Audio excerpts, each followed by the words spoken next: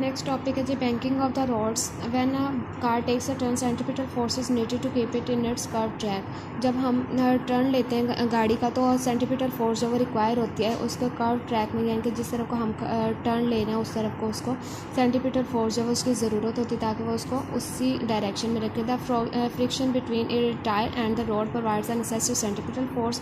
Friction जो है वो टायर्स और रोड के दरमियान जो है वो उसको जितनी उसको सेंट्रीपिटल फोर्स रिक्वायर होती है वो उसको प्रोवाइड करती है। The car would skid if the force of friction between the tyres and the road is not sufficient. तो जो कार जो है वो एक्सीडेंट भी हो सकता है या जो वो ब्रेक भी जो है वो उसकी फेल हो सकती है अगर जब वो फ्रिक्शन जो है वो नहीं होती टायर्स और रोड के दरमियान में and is not sufficient enough particularly when the roads are wet. और ये तब भी नहीं होता जब हमारे पास जो रोड जो है वो अमूमन जो है वो अगर वो गीले वगैरह हों। तो this problem is solve by banking of the curved roads. तो ये प्रॉब्लम जो है वो जो रोड्स के कर्व होते हैं उनके किनारे के साथ रहने से ये प्रॉब्लम जो कवर कर सकते हैं हम। Banking of a road means that the outer as of the road is raised. कि जो हमारे पास बैंकिंग ऑफ रोड का मतलब ये होता है कि जो आउटर एज है बाहर वाला जो किनारा है रोड्स का इस रेज उसको बढ़ा दिया जाए। Imagine a vehicle on a curve road. फर्ज कर लें कि व्हीकल कोई भी गाड़ी जो है वो कर्व रोड के ऊपर है, such as shown in the figure, जिस तरह से ये इस फिगर में उन्होंने दिखाया हुआ। Banking causes a component of vehicles weight. Banking जो है वो कॉज बनती है, वजह बनती है a component vehicles weight to provide the necessary centimetre while taking a turn. यानी कि उसके वेट के ऊपर, गाड़ी के वेट के ऊपर एक्ट कर रहा होता है कि उसका वेट कितना है, जितना वेट होगा उस लिहाज से उसको जो सेंटीमीटर फोर्स रिक्वायर होती है। Thus banking of roads prevents skidding of a vehicle and thus makes the drive safe. और इसी तरह से जो बैंकिंग ऑफ रोड जो है वो बनाई जाती है और स्किडिंग के लिए और vehicle and thus makes the driving safe, और इसी तरह से हमारी ड्राइविंग जो है वो सेफ़ हो सकती है। नेक्स्ट है washing machine dryer. Washing machine जो हम घरों में कपड़े ड्राई करने के लिए इस्तेमाल करते हैं। The dryer of a washing machine is basket spinners.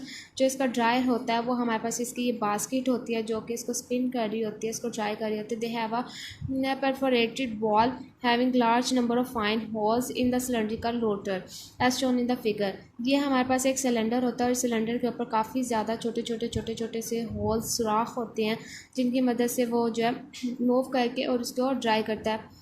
The lid of the cylindrical container is close after putting wet clothes in it. तो इसका जो ऊपर ढक्कन दे दिया जाता है, जब हम इसके अंदर कपड़े डाल लेते हैं तो इसके ऊपर ढक्कन दे देते हैं। व्हेन इट स्पिन्स, जब वो स्पिन करता है, घूमता है एट हाई स्पीड, बहुत ज़्यादा स्पीड के साथ, the water from wet cloth is forced out through this holes due to the lack of centripetal force. तो फिर वहाँ पे सेंट्रीपिटल फोर्स है वो कम हो जाती है और फिर जो कपड़ों का गीला पानी है वो बाहर इन होल्स की मदद से निकलना शुरू कर देता है। इस तरह से कपड़े जो है ड्राई हो जाते हैं। नेक्स्ट है cream separator.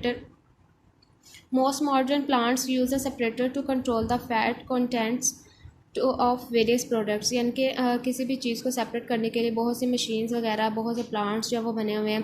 A separator is a high speed spinner. Separator जो है वो एक बहुत ज़्यादा स्पीड पे काम करने वाला स्पिनर है। It acts on the simple same principle of scientific machines.